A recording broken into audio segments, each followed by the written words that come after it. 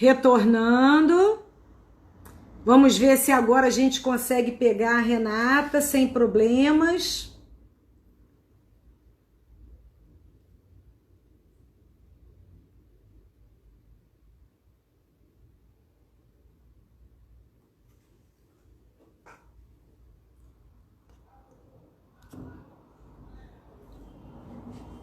Aguardando a entrada da Renata.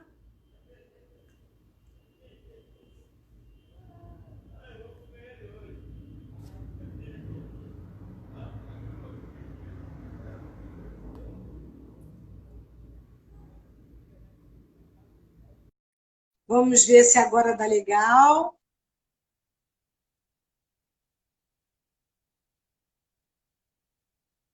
Uhum. Então, Rê, eu tô aqui, já te admiti, mas você não está entrando. Vamos tentar novamente.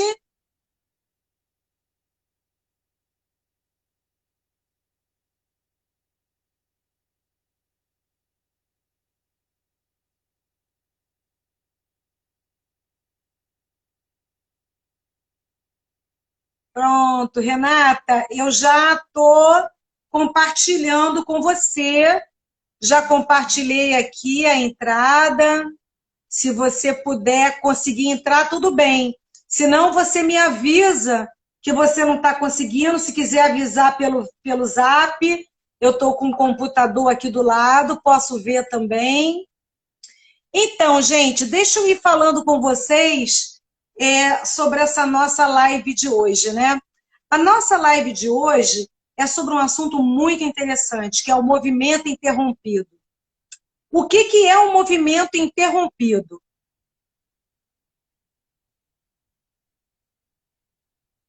Acho que agora foi.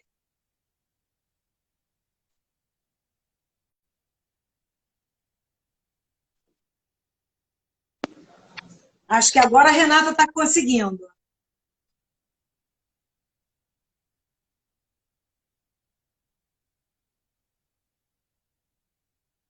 Então, o movimento interrompido, como eu estava falando inicialmente para vocês, é um processo onde existe uma responsabilidade muito grande sobre tudo aquilo que ocorre na nossa vida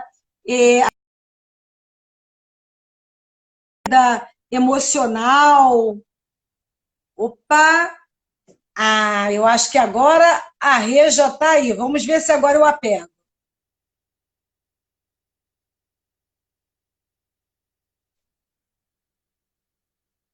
Já liberei para você, Rê. Vamos ver se você consegue entrar. Agora foi? Foi. Ai, que bom. Tínhamos que ter testado antes, né? Sim. Então, deixa eu colocar. Estou comunicando aqui as pessoas, falando com nossos colegas que estão presentes, que nós vamos falar hoje sobre o movimento interrompido, né? Da importância que existe nessa questão de um movimento interrompido na nossa vida. Eu vou começar colocando, né? Antes de a gente de passar a palavra para a Renata também dividir comigo esse papo, né? É uma questão importante, né? O que movimenta a gente para a vida, né? De que forma nós nos apresentamos, de que forma nós nos colocamos, de que forma nós temos êxito na nossa vida, né? O primeiro êxito na nossa vida é o nosso nascimento. No momento que a gente flui do útero materno para a vida, né, que a gente nasce com o nosso próprio esforço, sem que haja necessidade de alguém ir lá retirar a gente do útero, nós estamos tendo o nosso primeiro êxito na vida. Ah, mas e se eu nascer de cesariana? E se eu precisar ter sido retirada? Aí é uma outra questão que nós também vamos falar para frente. E o nosso segundo êxito, qual é? O nosso segundo êxito é quando a gente toma a nossa mãe. E como é que a gente toma na nossa mãe? Depois do nascimento, a nossa mãe nos coloca no colinho para poder nos nutrir com o leite materno. Nesse momento, nós estamos tendo o nosso segundo esforço rumo ao sucesso, que é sugar aquele leite para poder nos satisfazer, para poder nos alimentar. Então, nós estaríamos aí, em primeiro lugar, pleno, porque nós já chegamos à vida, e segundo lugar, plenos, porque nós estamos sendo alimentados pela nossa mãe. Mas e se houver alguma questão, se a mãe ficar doente, se você ficar doente, se a mãe não puder te alimentar, se você não puder ter esse contato com a mãe, por inúmeras razões, como é que vai rolar isso na sua vida, no seu êxito profissional e no seu êxito afetivo? Renata, se pega daí? Pego. Olá, boa noite a todos. Olá, Rosalia, obrigado pelo convite.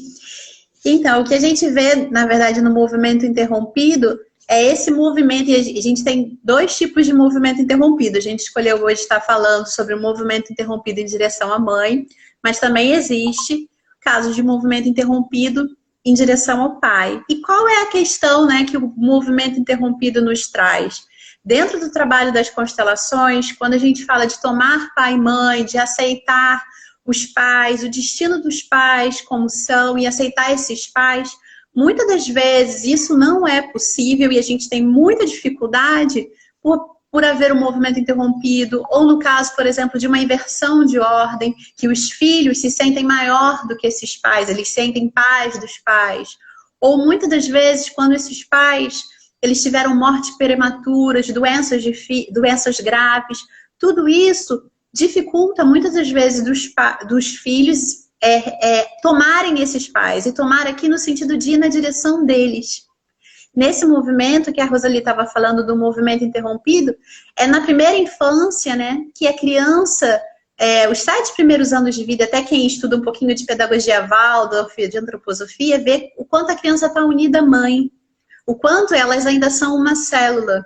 E imagina a criança que em algum momento foi separada dessa mãe, ou que em algum momento não pôde ir na direção dessa mãe. E aí é isso que vai caracterizar o movimento interrompido. Certo. Certo? E aí o que acontece? A criança, por algum momento, ela é privada da mãe, e aí depois, quando ela pode retornar ao convívio com essa mãe, o trauma do abandono, o trauma da privação faz com que ela se afasta. Então, embora a mãe esteja ali, no caso de, por exemplo, de uma hospitalização, da mãe ter voltado, porque às vezes, assim, no caso da morte da mãe, é realmente um movimento interrompido que não se refaz. E a pessoa acaba levando esse padrão tanto para a profissão quanto para os relacionamentos, porque a mesma forma acontece depois, mais para frente, esse movimento interrompido ele é retomado. Como? Eu estou num relacionamento e eu não consigo me entregar.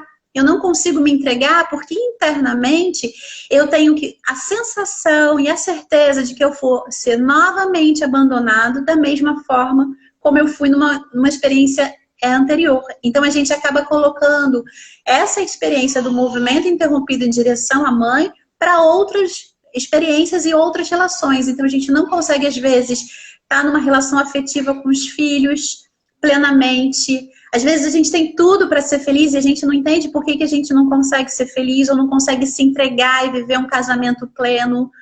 Porque de alguma forma a gente teve essa experiência e essa experiência ficou registrada dentro da gente. E a gente acaba usando esse registro para viver outras relações. Exatamente, isso é muito importante, né?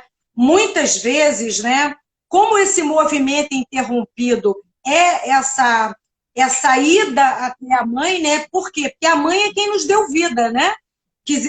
Por isso que nós colocamos muito essa questão, né? De que quando você não toma a sua mãe, as pessoas ficam às vezes conflituosas. Mas como tomar a minha mãe? A minha mãe não foi uma boa mãe. A minha mãe me abandonou. A minha mãe nunca ligou para mim. Como que eu vou aceitar essa mãe que me rejeitou, né? Então, a gente trabalha isso da forma mais clara possível. Você tem a mãe certa. Todos nós temos a mãe certa. Se a tua mãe te abandonou, se a tua mãe teve qualquer atitude que te impediu de tomá-la, porque esse fato pode vir da mãe, né? O movimento interrompido não é só você que rejeita a mãe por uma razão qualquer, né? É a mãe também que não pôde te aceitar, mas ela tem a história dela. Então, muitas vezes, essa mãe também é uma mãe que vem de uma relação de movimento interrompido, né? Aonde a mãe dela saiu da vida dela por alguma razão e ela tem dificuldade de lidar com essa filha, com esse filho, de receber, de dar afeto, de abraçar, de dar carinho. Então, na verdade, é muito importante, né, a gente falar sobre essa questão desse movimento interrompido, porque ele pode estar repercutindo em você, mas porque a tua mãe também traz esse movimento interrompido com ela, né?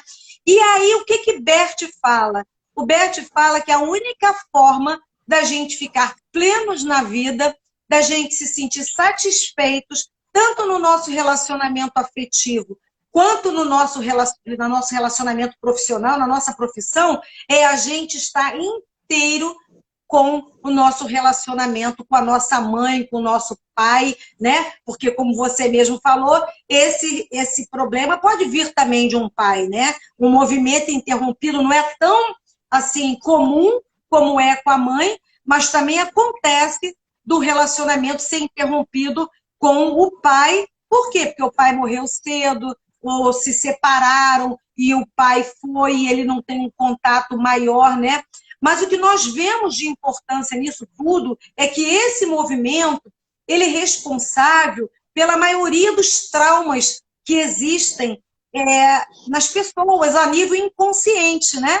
O trauma existe, você não entende por que você muda de trabalho e você não consegue se sentir feliz naquele trabalho, você não entende por que você tem dificuldade em se relacionar, por que você recebe uma parceira, um parceiro na sua vida, e daqui a pouco você começa a observar que tem um monte de coisa ali que não te agrada, mas esse não te agrada é porque você não consegue estar pleno naquilo ali, naquela relação homem-mulher, né? E aí você faz o quê? Você rejeita. E aí, como é que a gente pode resolver isso? Né? Nós estamos trazendo problema, mas quem traz problemas e pensa sobre eles tem que trazer também soluções.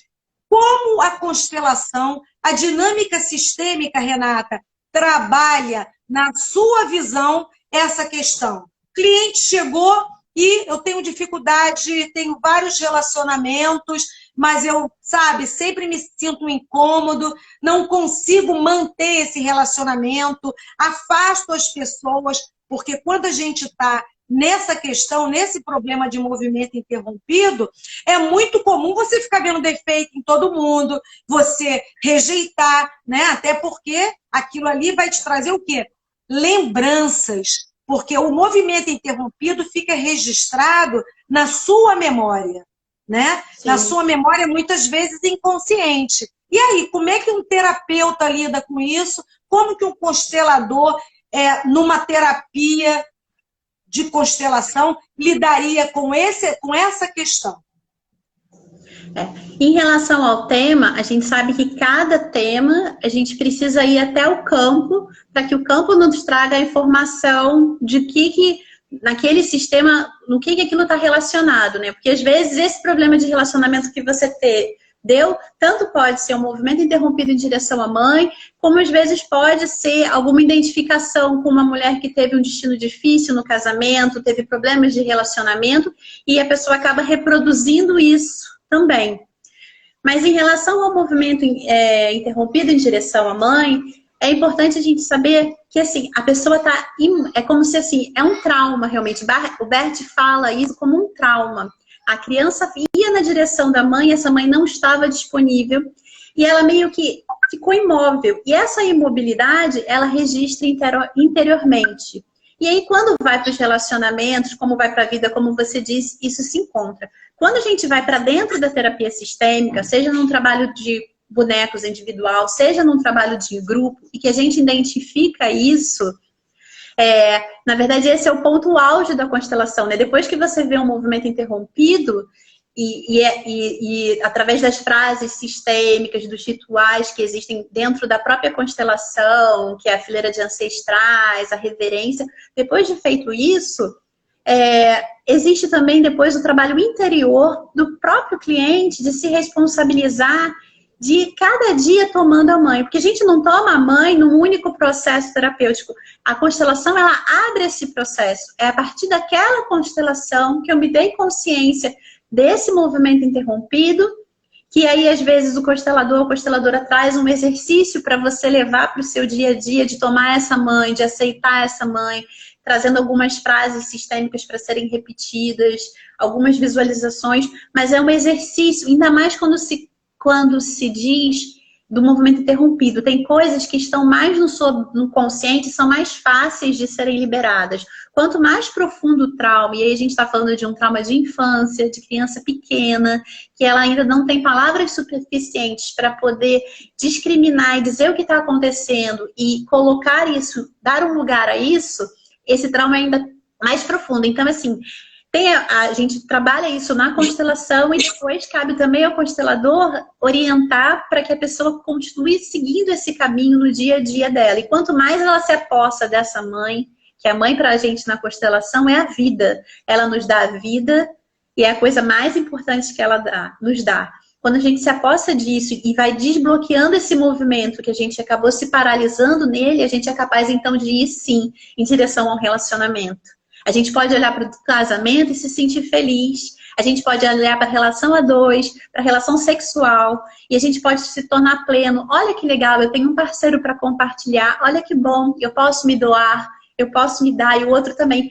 Quantas pessoas, Rosalie, é difícil para quantas pessoas ter uma intimidade? Porque o medo do abandono é tão grande que eu me resguardo, eu me afasto. E eu fico esperando... Eu abandono antes, né? Às vezes eu abandono antes para não ser abandonada, né? E também às vezes tem o contrário. Eu fico numa posição passiva esperando que o outro venha até mim. Tipo assim, eu não faço nada, mas fulano nem veio me dar um beijo, mas ciclano nem me levou para sair. Eu tô esperando do outro, eu tô esperando que o outro, como a criança espera quando chama a mãe, que ela venha. Então você chama o marido já numa idade adulta, ou a esposa, para que venha e você fica esperando. Você não vai a direção porque você está num trauma. Então isso é uma coisa assim muito delicada e que tem que ser realmente trabalhada. E assim, a pessoa quando descobre isso, ela tem que tomar para si como uma tarefa de vida, né? Ir na direção dessa mãe. Uhum. Tudo isso que você colocou aí é super importante, né? Porque muitas vezes a gente não tem a menor noção do porquê que nós estamos atuando no nosso relacionamento afetivo e no nosso relacionamento profissional, pessoal também, dessa forma. Mas o movimento interrompido, ele traz mais consequências nas relações afetivas, né? Porque é nas relações afetivas que acontece aquele aconchego, né? Onde você precisa sentir o outro, né? Eu me lembro que teve uma pessoa, né, que veio buscar um atendimento terapêutico exatamente com essa questão. O que ela colocava? Que ela se sentia sempre muito conflituosa quando ela estava dentro de um relacionamento, ela sempre esperava que aquela pessoa tivesse uma conduta com ela que fosse prejudicial a ela. Por quê? Porque ela não confiava. Ela não confiava que aquela pessoa pudesse ser alguém que fosse amá-la de verdade, que fosse respeitá-la, que fosse ser um bom companheiro. E aí, com o trabalho que nós fizemos, nós percebemos que ela tinha o movimento interrompido em relação à mãe, que tinha sido afastada dela durante um tempo devido a uma doença, e ela buscava pela mãe, e sempre informavam para ela que a mãe voltaria, mas a mãe demorou muito dentro do tempo dela, né, da maturação do tempo dela infantil para retornar. Então, ela tinha medo. Toda a relação afetiva dela, ela achava que quando estava na plena, quando ela estava bem, quando o relacionamento estava gostoso, tranquilo, ela temia. Ela temia porque ela achava que aquela pessoa, de uma hora para outra, iria desaparecer. E iria deixá-la sozinha, iria deixar sofrendo. Por quê?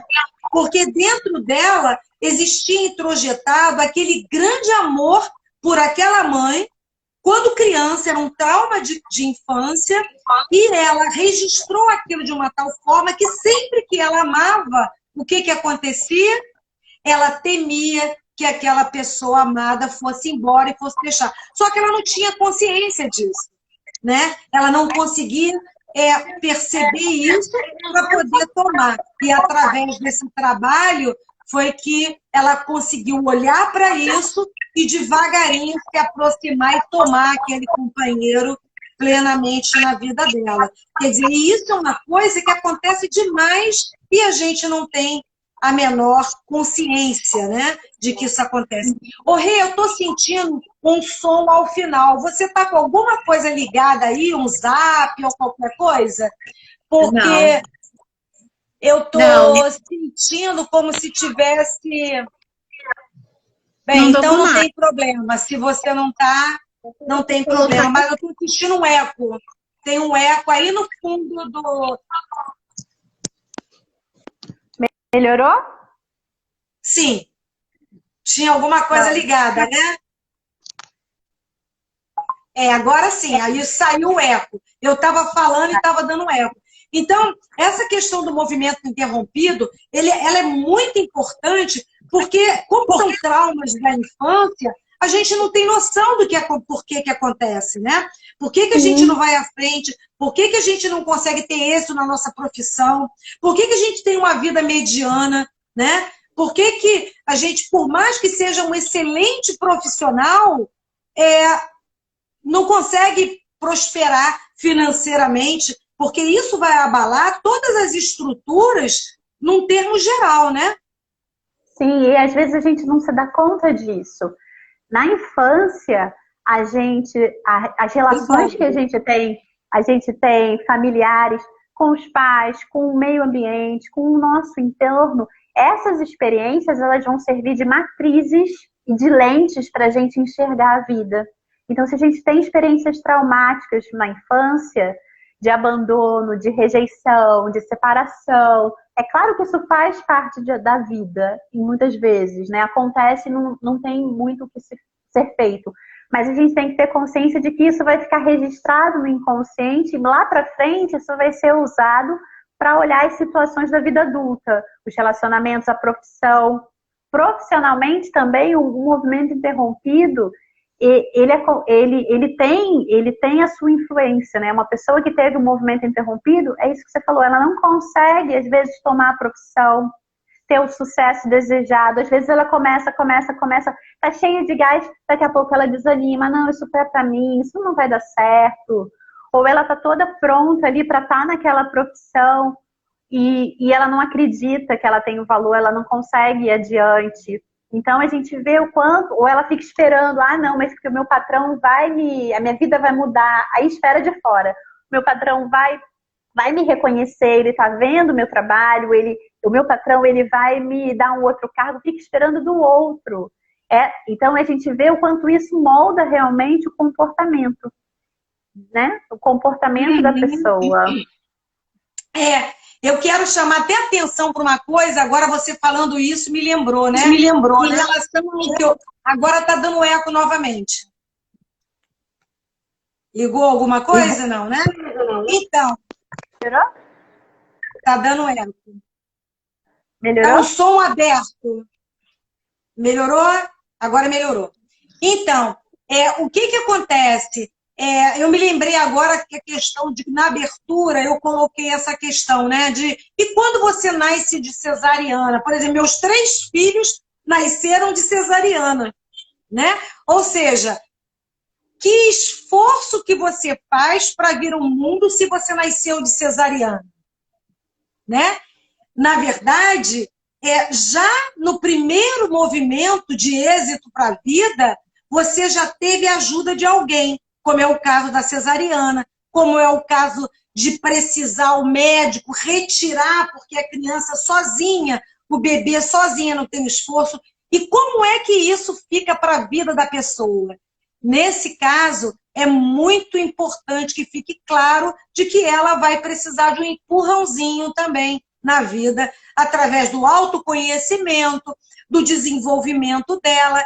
Ela vai precisar tomar essa consciência de que a ausência desse primeiro esforço que ela teve na vida, né? Porque já que ela foi retirada, alguém chegou e trouxe ela para a vida, e não ela, no parto normal, procurou ela mesma alcançar esse êxito, é muito comum que essas pessoas precisem, por mais talentosas que sejam, por mais competentes que sejam dentro da sua profissão, ou até no seu relacionamento afetivo, é importante que ela perceba que ela precisa se conscientizar disso e que ela vai precisar de uma ajuda para ela sair dessa posição de aguardar o outro ir lá tirar ela daquela situação e ela mesma tomar as rédeas da vida dela, ou seja, tomar a vida na mão dela, né? Então, é muito importante isso, que as mães que estiverem presentes, né, os pais, saberem que isso é importante, né? Que os filhos, às vezes você não entende porque teus filhos têm dificuldade de se colocar na vida, né? Tem dificuldade de ir ao encontro, porque, na verdade, ele precisa se conscientizar dessa necessidade para que ele se impulsione, né? Para que ele se impulsione, porque senão ele vai ficar ali esperando. Assim como é que o médico foi lá e tirou ele vai ficar esperando que alguém dê um emprego para ele, que a companheira vá procurar por ele, enfim, ele não vai tomar a decisão de fazer diferente, dele mesmo tomar o êxito da vida dele, né? Tomar as rédeas da vida dele, né? Isso é muito importante a gente chamar atenção para isso. E, gente, qualquer dúvida, né? Vocês que estão aqui presentes, que queiram falar, conversar, é só vocês postarem aí para a gente poder, dentro da nossa, claro, da nossa condição, responder para vocês. Então, Renata... Só a consciência disso é importante, ou seja, só o fato da pessoa saber sobre a questão de que teve uma cesárea... É suficiente que ela pergunta. Se só a consciência é o suficiente. Então, quer responder, Rê? Cada caso é um caso. Às vezes a consciência do fato pode ser suficiente, porque às vezes a criança só teve isso no nascimento, na cesárea, mas ela teve uma boa relação com a mãe, ela tomou essa mãe, ela teve esse vínculo da mãe sem ter sido separada, então ela consegue transcender isso e mais para frente, se quando ela crescer, ela apresentar alguma questão profissional ou voltada realmente a relacionamento, ela pode fazer um trabalho de constelação familiar e pode ser que só apareça ou não, aí depende muito do campo. Mas muitas das vezes você tem que avaliar o todo, porque às vezes é uma cesárea, mas a criança está num processo de humanização, está sendo recebida, e às vezes é uma cesárea que vem com uma série de violências obstétricas, vem com essa mãe entrando num processo de depressão. Então, assim, tem que avaliar o todo. É claro que a gente está falando aqui de uma forma ampla, mas cada caso é um caso. Haverá pessoas que precisará ter um processo realmente de autoconhecimento, como a Rosali falou mais para frente, e outras pessoas que vão conseguir lidar com isso. A Rosmara está fazendo uma pergunta muito importante aqui, né? E quando o filho tenta nascer, mas não, infelizmente, não consegue, aí é necessária a cesariana. Rosmara, isso é um assunto até bem interessante, né? Porque o que acontece? Você usou uma palavra aí que eu achei interessante para a gente comentar, que é tentar, né? A criança tentou, mas ela não conseguiu vir por inúmeras questões, né? Isso aí é uma abertura interessante, porque já pode repercutir na vida daquela pessoa, né? Mais tarde, o impulso também de tentativas para poder ir para frente e ela se sentir bloqueada, né? A gente já viu essa questão também, em termos terapêuticos, da pessoa que quer nascer, faz todo o esforço, mas não consegue vir, porque a mãe não tem passagem, porque num corte só para fazer a retirada não é suficiente.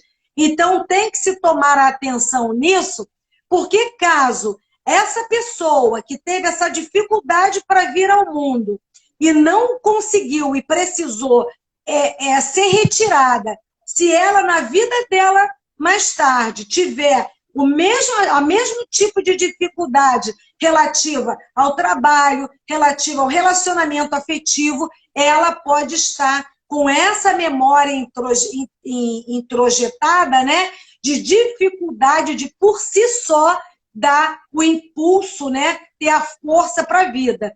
Pode ser, como a Renata falou há pouco, cada caso é um caso. Pode ser que a pessoa trabalhe muito bem isso, a mãe depois tome ela, seja uma mãe que esteja segura, que venha também de uma família onde não há movimentos interrompidos, que não há essa questão de dificuldade de se colocar, mas é para ser observado. De repente, você vai descobrir aí que se o teu filho ou a tua filha, ela troca muito de trabalho, ela tem dificuldade de se colocar dentro do campo do profissional, né? Que os colegas de trabalho, ela não se sente muito bem aceita, de repente tem que se olhar para isso, né? Como é que foi o nascimento dela?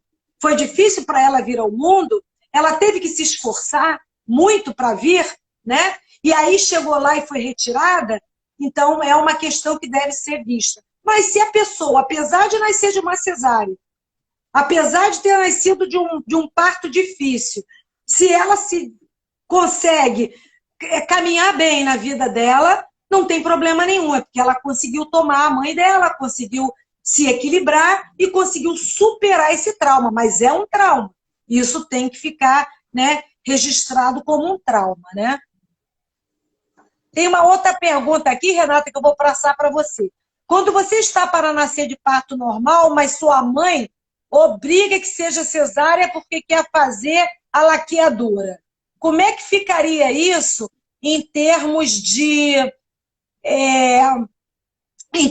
repercussão na vida dessa pessoa, no êxito da vida dessa pessoa?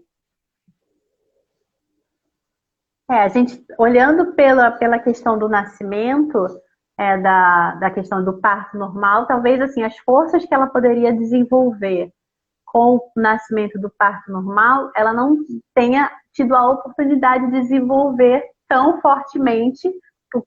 O esforço que você faz para nascer é diferente de um esforço de cesárea. Mas também quando a gente pensa isso, a gente tem que ter um cuidado sobre isso, porque as coisas, assim, o nosso parto é um momento da gente vir ao mundo. E ele também traz para a gente as oportunidades e as dificuldades que a gente precisa vencer. O que acontece na nossa vida também tem algo de bom no sentido de trazer algo que a gente precisa experienciar para depois transmutar, para depois transformar. Porque senão a gente passa a olhar também para a mãe como a grande culpada. Ela não quis fazer cesárea, ela me colocou num colégio integral. E aí vem um outro lado da constelação familiar, porque a gente está falando de movimento interrompido para ir na direção dessa mãe, para tomar essa mãe. Então a gente está falando do que pode gerar isso, e não no sentido de culpabilizar essa mãe, de dar o peso, porque assim, ela deu a vida, e esse é o bem maior. E aceitar essa mãe como ela é, com o destino que foi, com aquilo que ela pôde nos dar. Eu vi uma palestra do dia que a palestrante falava o seguinte: a gente como pai e mãe, e quem é pai e mãe sabe disso, a gente dá sempre a nossa melhor versão. É claro que a nossa melhor versão nem sempre é suficiente, nem sempre, porque ela não é perfeita, nós somos seres humanos. Mas como pais, como mães, a gente sempre vai estar dando para os nossos filhos o melhor de nós. Então assim, se essa mãe teve essa escolha, infelizmente foi essa escolha, mas é também aceitar essa escolha e também aceitar e esse desafio de desenvolver em si, como adulto, o autoconhecimento. Os pais, eles não nos educam só com as coisas boas que eles nos dizem, mas eles também nos educam com as ausências que eles têm. Às vezes um pai e uma mãe têm uma determinada dificuldade, uma área de deficiência. E aí o filho se encontra com isso também no seu destino, e ele precisa desenvolver para si. Às vezes, assim, um exemplo bobo, às vezes a mãe tem muita dificuldade com o horário. Você vê que filhos, às vezes os filhos de mães com dificuldade de horário vão ser os filhos que mais se preocupam com a hora, mais se preocupam em ser pontuais, porque eles precisam ir para dentro e falar, eu não tenho isso, eu preciso desenvolver. Então essa mãe também, ela é um convite para, sim, agora como adulto, eu mesma vou atrás dessas forças. E eu fiz um vídeo, Rosalie, essa semana que falava exatamente disso. Como é que a gente olha para os nossos pais? A gente olha do lugar da criança ou do adulto? Porque como adulto, a gente entende que as coisas foram como foram e que aquilo que eles nos deram, mesmo sendo coisas ruins, foram oportunidades de crescimento. Quando a gente ainda está com a consciência da criança, a gente continua reclamando da mãe e do pai. O pai e a mãe já estão com 70 anos e a gente continua esperando algo deles. A gente continua cobrando um amor, só vendo defeito. O Bert fala bem isso. O Bert fala assim, olha, vamos parar agora. Todo mundo que está na live para e pensa 5 coisas boas que sua mãe fez por você. 5 coisas boas. Vamos lá, ó. 10 segundos, 30 segundinhos, né? A mãe está com a gente desde o útero, nasceu. Vamos lá, 5 coisas boas. E aí, qual é a dificuldade de ver isso, né? Às vezes, se a gente para pensar, a gente tem 20 coisas ruins para falar de pai e mãe. É uma lista. Mas olhar o lado bom, olhar também aquilo que nos foi dado com amor. E aquilo também que nos foi dado com o desafio, também por amor. Né? Exatamente. E tem uma coisa, né? A vida é dual. E ninguém é perfeito, né? O pai e a mãe também estão aprendendo. E o pai e a mãe também foram filhos. E também trouxeram as histórias dos seus pais. Nós temos esse hábito de culpar o pai e a mãe por tudo que não deu certo na nossa vida, né? Como se o pai e a mãe fossem responsáveis totalmente pelos nossos problemas. Quando a gente está colocando aqui essa questão de tomar pai e mãe e colocando a importância, né, desse tomar pai e mãe, da importância desse movimento interrompido, a gente está colocando também que existe uma vida pela frente e você tem que se responsabilizar pelas suas mudanças. Não é porque o teu pai ou tua mãe tiveram uma dificuldade que você tem que falar, bem, agora eu vou seguir também com essa dificuldade, porque minha mãe não conseguiu fazer, meu pai não conseguiu fazer, e eu também não vou conseguir fazer. Isso aí é uma fidelidade sistêmica, né? Muito grande, um posicionamento no erro, até para justificar a tua dificuldade de seguir em frente. Você colocou muito bem aí essa questão de você olhar o pai, a mãe que chega atrasado, que não cumpre o horário, o filho vai e fala, opa, não é isso que eu quero. Quantos filhos aí que tem pai e mãe com dificuldades enormes de se colocar na vida, seja profissional, seja em relacionamentos, e os filhos, pelo contrário, vão para o oposto disso. Por quê? Porque ele se permite olhar para tudo isso e construir um porvir diferente para ele, né?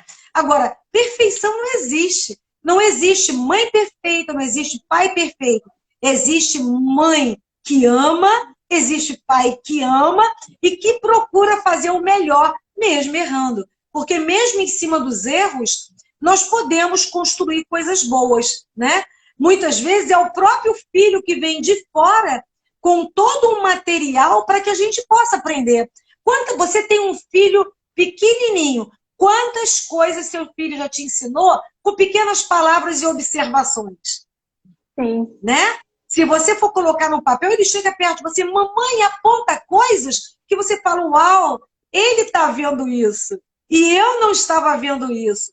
Então, na verdade, apesar de você ser grande e ele ser pequeno, isso não impede dele trazer para você muitas informações e muitas coisas para você crescer também dentro dessa relação, né? Então, é muito importante que as mães, que os pais presentes entendam que eles não podem usar uma capa de responsabilidade e responsabilizar a mãe e o pai por todos os problemas deles. Da mesma forma que eles não podem se colocar nessa situação também em relação aos seus filhos. Porque, gente, a gente está aqui aprendendo. É um aprendizado. É um aprendizado todo dia. A gente está vendo algo novo, está despertando para alguma coisa, né, nova. Então, sim. tem uma perguntinha aqui, ou um comentário, a Dani dizendo, né, que como mãe, ela está se sentindo menos culpabilizada. É isso mesmo, Dani. A gente, como mãe, tem o hábito de se culpar por tudo. Se meu filho não está feliz, a culpa é minha. Se meu filho está chorando, a culpa é minha. Se ele não foi bem na escola, enfim. Nosso filho é um ser humano separado, né? Então, o cordão foi cortado. Ele também constrói a história dele. Então, não somos nós os responsáveis por tudo, né? Apesar do tema da live ser exatamente esses traumas que são ocasionados pelos cortes, né? Pelas interrupções, pelos movimentos interrompidos, né? Porque assim, a gente está falando de dois momentos, né? Tem um momento adulto, que hoje a gente não tem como responsabilizar pai e mãe. E quando criança, as coisas aconteceram como puderam acontecer, né? Agora, como adultos, quando a gente olha para isso e tem um filme que é A Valente fala bem disso. Eu adoro o filme da Disney. Porque ela, por orgulho, ela corta com a mãe dela. Ela vai numa feiticeira, ela fica brava com a mãe e ela fala, olha, você me dá uma poção porque eu quero que a minha mãe seja diferente. E a mãe toma a poção e vira um urso. E aí ela tem todo o trabalho de ver a mãe dela e de reconectar com essa mãe. Esse é o nosso trabalho, independente da mãe que a gente teve, do pai que a gente teve, se eles estão vivos ou não, porque às vezes a gente fala assim, ah, não, mas meu pai e minha mãe já morreu, foi como foi, eu não tenho que tomar eles. Mas mesmo depois que os pais falecem, a gente ainda continua tomando pai e mãe, a gente ainda continua indo na direção de aceitá-los, na direção, Valente, na direção de tomá-los, de aceitar seus destinos, de conectar com a felicidade que eles tiveram também. Então, assim, isso é um trabalho interior, claro, quando eles estão falecidos. Quando eles são vivos, a gente tem que dar graças a Deus, porque é mais fácil tomar pai e mãe vivo. Você se conecta com essa energia e você tem um colo para abraçar, para eu dizer um eu te amo, para ir nessa direção, para poder trocar. Então, eu acho assim, que é isso, é um elo, é a oportunidade de refazer um elo. E isso que você falou é importante. Às vezes, uma mãe, ela teve um movimento interrompido na idade pequena, principalmente na idade de 3 ou 4 anos, na maior parte quando acontece. Ela perdeu a mãe dela abandonou, a mãe dela desapareceu. Isso causa um movimento interrompido que tem interferência nas gerações futuras. Às vezes essa mãe, por melhor que ela seja, por mais amor que ela tenha no coração, para os filhos ela não consegue estar muito presente, ou existe uma inversão de ordem, os filhos acabam se tornando pais dessa mãe ou desse pai. Então tudo isso tem que ser visto, e visto sempre com os olhos do amor. Porque quando a gente fala de constelação familiar, quando a gente fala do trabalho terapêutico, a gente está aqui como terapeuta e como facilitadora da reconciliação. O trabalho é da gente se reconciliar com o nosso sistema. E aí, quando a gente se reconcilia com o nosso sistema, a gente se reconcilia conosco mesmo. Com certeza absoluta isso, né? A vida, eu acho que a gente vive, o tempo que a gente viver, a gente vai estar aprendendo, né? A vida, ela é dual e é um aprendizado. Nós temos uma missão, né? A gente chega na vida e a gente tem uma missão. E essa missão é o nosso aprendizado. Então, o tempo inteiro a gente vai estar nesse movimento. A Del está perguntando aqui, e quando não conhece o pai? Então, Del, se a pessoa não conhece o pai, ela tem um movimento interrompido em relação ao pai. Agora, esse não conhecer, pode ser porque o pai faleceu, pode ser que o pai abandonou a mãe, ou o pai não assumiu a paternidade, enfim, vai haver um movimento interrompido, um desejo de conhecer esse pai, e esse desejo vai se manifestar de que forma? De repente, num relacionamento afetivo com os homens, né? Por exemplo, uma mulher que não conheceu o pai e que mantém dentro dela um desejo desse afeto, né? Porque vai ficar faltando esse lado, né? Do afeto com o pai. Então, pode ser que ela venha ter cobranças ou procurar alguém que seja mais velho do que ela para se relacionar, alguém que vai protegê-la, que vai dar para ela aquele carinho, aquela atenção como pai, só que ela não vai entender muito bem isso. Se for o homem, o processo pode ser diferente, ele pode buscar numa mulher, né, um carinho, projetando nela, né, aquela ausência que ele tem, ou ele pode ter uma dificuldade com os filhos dele. Enfim, muitas coisas podem acontecer numa questão dessa de um filho ou uma filha não conhecer o pai. E isso só pode ser visto através de um trabalho terapêutico, né? Um trabalho terapêutico que vai poder ao incômodo que vai acontecer na tua vida, que vai te levar a um trabalho, a busca terapêutica, uma busca de uma constelação, enfim, de um trabalho que te ajude a olhar para dentro, a refletir essas questões e encontrar a raiz, né, gente? Porque normalmente os traumas são ocultos, né? Os traumas, eles ficam escondidos, eles não ficam ali. Quando você chega a dizer, eu tenho um trauma de infância, né? É porque você já trabalhou de alguma forma aquilo. Aquilo já veio a um nível consciente, né? A maioria dos casos não há um nível consciente, fica num nível inconsciente e você atua na vida sem entender por que você está atuando daquela maneira. A Ana Maria está perguntando assim, Rosali tem razão, aprendemos muito com os filhos, eles nos colocam em situação que checamos as várias soluções existentes, total aprendizado diante de várias questões. Exatamente isso, né? Os filhos são nossos professores. Quer falar sobre isso, Renata? Na verdade, eu queria complementar o que você disse um pouco sobre como não conhece o pai. Quando a gente está dentro do trabalho da constelação familiar e existe esse movimento interrompido, não se conhece o pai já começa como um excluído. O pai, independente de você conhecer ou não, você pertence ao sistema familiar dele, né? Você faz parte tanto do sistema familiar materno quanto do seu sistema familiar paterno, independente de ter conhecidos ou não. Às vezes o que acontece, esse pai que não é conhecido, ele é um excluído. E aí a gente sabe que na maioria das partes, quando a gente tem um ancestral excluído, ou uma pessoa da família que foi excluída desse sistema por algum motivo, ou ele foi embora, ou ele não pôde pertencer, existe um maior grau de identificação. Então, por exemplo, esse filho que não conheceu o pai, provavelmente ele tem possibilidade de se identificar mais com esse pai, de alguma forma querer seguir uma profissão do pai, ou se identificar com uma forma que o pai se relacionava, ou trazer até gostos desse pai. Porque esse pai precisa ser incluído no sistema e ele precisa ser tomado também. Então, isso acontece muito quando você tem um excluído de haver uma identificação. E aí, quando a gente fala de identificação e fidelidade, pode ser de 3 formas. Eu vou ouvir um exemplo que é ótimo, né? Se o pai, por exemplo, era um alcoólatra, o filho pode se tornar um alcoólico. Ou o filho, né, complementar a isso, ele pode se tornar um estudioso de vinho.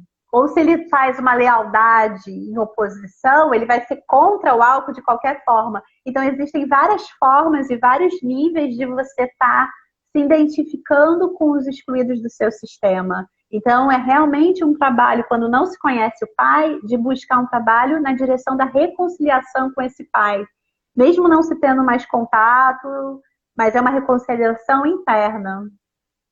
É muito importante esse material. Esse material que você está trazendo é importantíssimo, né? A questão é que a maioria das pessoas não conhece a constelação. E nem tampouco o que significa ser um excluído, né? O que é um emaranhamento, o que é uma identificação, o que é um intrincamento. Então, por essa ausência de conhecimento desses termos técnicos da constelação, né? Que, na verdade, isso são termos técnicos da constelação. A pessoa acaba não tendo essa visão mais ampla em relação a isso. Importantíssimo você ter trazido isso ao nível da constelação, Rê. Muito importante mesmo. Deixa eu ver aqui que teve uma outra pergunta. E o aborto? Influencia de que forma na família? Na mãe, nos irmãos? Gente, isso aí, Juliana, é assunto para uma outra live. Porque o aborto é uma coisa muito profunda, né? Sim, eu vou fazer um pequeno resumo e vou passar para a Rê fazer também. O que acontece? A criança abortada, o irmão abortado, ele fica ali presente, né? Na verdade, ele se vincula normalmente aos irmãos futuros, os próximos irmãos, né? Ou a outros, né? Que já nasceram. Mas, por exemplo, um aborto que aconteça entre um filho e outro, é muito comum que ele se associe, ou seja, essa energia se associe a esse próximo irmãozinho que vai nascer. E de que forma isso ocorre? Isso ocorre numa reação em relação, às vezes, até aos próprios pais, né? Uma rejeição. Digamos também no caso de um aborto, onde esse aborto ocorreu antes do casamento, né? A mãe fez um aborto, a mulher ou o homem fizeram um aborto antes de se casar. Aquele irmão também pode trazer um vínculo com um filho futuro desse pai e dessa mãe, ou se vincular ao próprio pai e à mãe de uma forma muito intensa. E nas constelações a gente vê muito isso. Mas eu vou passar para a Rê falar um pouquinho sobre isso. E, Rê, eu já vou te informando também que a gente já está na reta final. Você vai ter que ser bem breve para falar sobre isso. Mas a gente se compromete, inclusive, a uma próxima live falando exatamente por essa influência, né, do aborto na família, na mãe, nos irmãos vivos, enfim, numa gama muito maior. Fala, Rê, para poder você não deixar de comentar sobre o assunto. Sim. O aborto, o que eu posso dizer, né? Quando a gente pensa no aborto, a gente também pensa que essa criança abortada, ela faz parte do sistema. Então, a primeira coisa que a gente pensa é de incluir ela. Então, se no exemplo da Rosali, se entre um filho e outro houve um irmão, primeiro é importante que os outros irmãos saibam, né? Para que até mesmo para que não haja essa identificação com o irmão que foi abortado, seja por causa natural ou seja por aborto mesmo, né? A outra coisa que a gente tem que saber é que ele tem um lugar.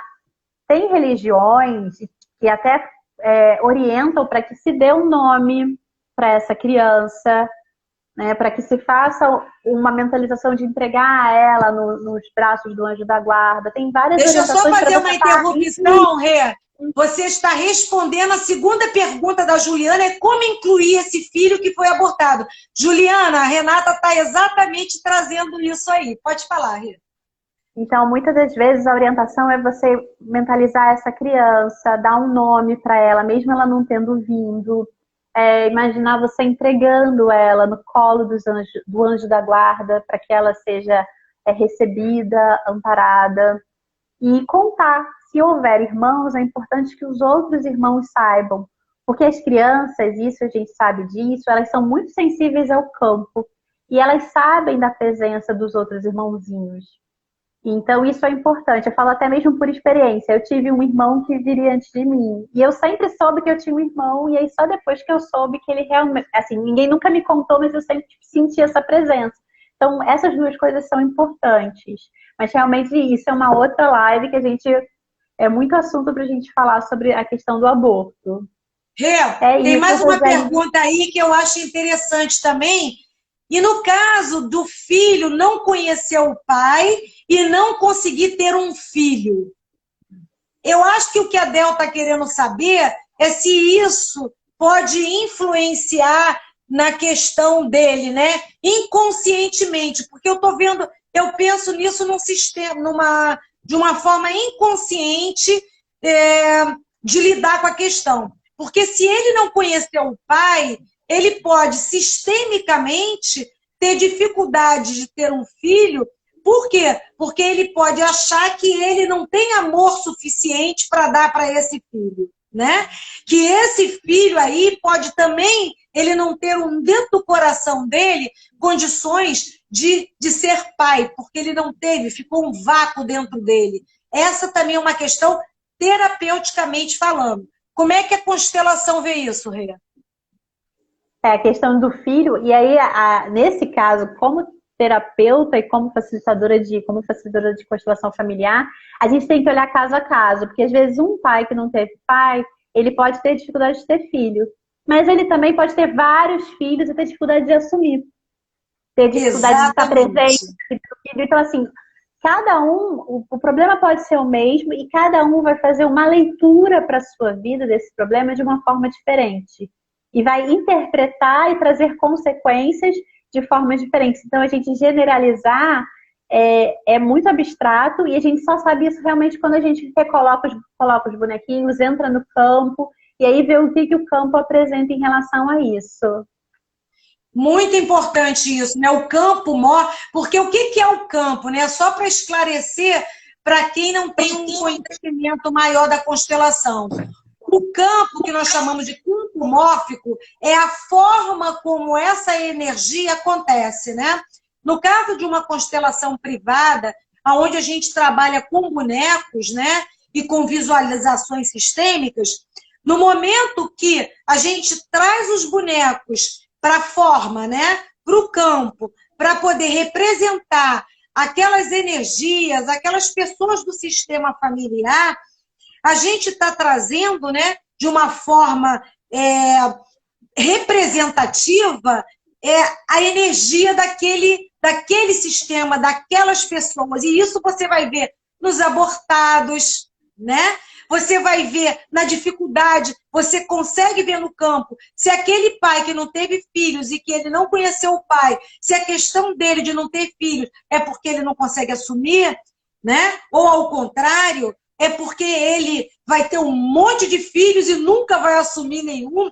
O que está no inconsciente dele, no oculto dele, que faz com que ele atue dessa forma? E isso a gente vê no campo morfogenético, né? Que é o campo do sistema familiar daquela pessoa, que também é um assunto muito interessante. Você me levou até o seguinte pensamento.